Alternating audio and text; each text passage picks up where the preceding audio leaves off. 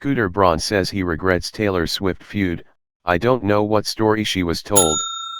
The record exec and Grammy winner publicly sparred over ownership of the Swifts' older albums and master recordings. Scooter Braun is reflecting on his public battle with Taylor Swift over ownership of the musician's older albums and master recordings. The high-profile manager, 40, gave Variety his perspective on the feud that had people confused over what exactly went down in the Big Machine Records business deal. "I regret and it makes me sad that Taylor had that reaction to the deal," he told the outlet. "All of what happened has been very confusing and not based on anything factual. I don't know what story she was told. I asked for her to sit down with me several times, but she refused. I offered to sell her the catalog back and went under NDA, but her team refused.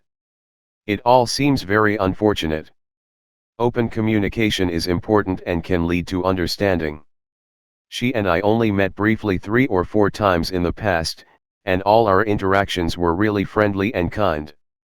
I find her to be an incredibly talented artist and wish her nothing but the best," Braun added. The record exec then said the most hurtful thing he experienced during that time was being called a bully. "The thing that struck me the worst is the word bully. I'm firmly against anyone ever being bullied," he said. "I always try to lead with appreciation and understanding. The one thing I'm proudest of in that moment was that my artists and team stood by me. They know my character and my truth. That meant a lot to me. In the long run, I'm happy for my life's work to be the legacy I leave behind." And finally, Braun talked about the misconceptions there are in the media world about him. "Success is a game of chess, and sometimes on that chessboard, people don't see what you're doing until 4 or 5 moves in. There's always going to be misconceptions because people want to see things the way they want to see them," he reasoned.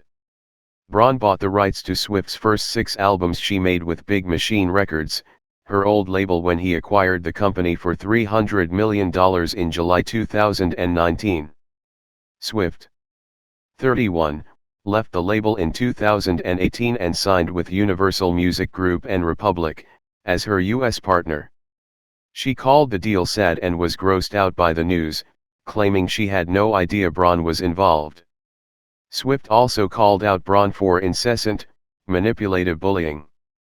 As for Braun's claim that the Grammy winner refused to buy back her masters, Swift slammed that and alleged, "He would never even quote my team a price and the NDA would silence me forever." Braun later sold Swift's masters for over $300 million to a private equity company in 2020, per Variety. She wrote on Twitter at the time, "This was the second time my music had been sold without my knowledge." Swift confirmed back in November that she can re-record her first 6 albums: Taylor Swift, Fearless, Speak Now, Red, 1989, and Reputation, and take ownership of her original songs as her contract with her ex-label, Big Machine Records, is finally over.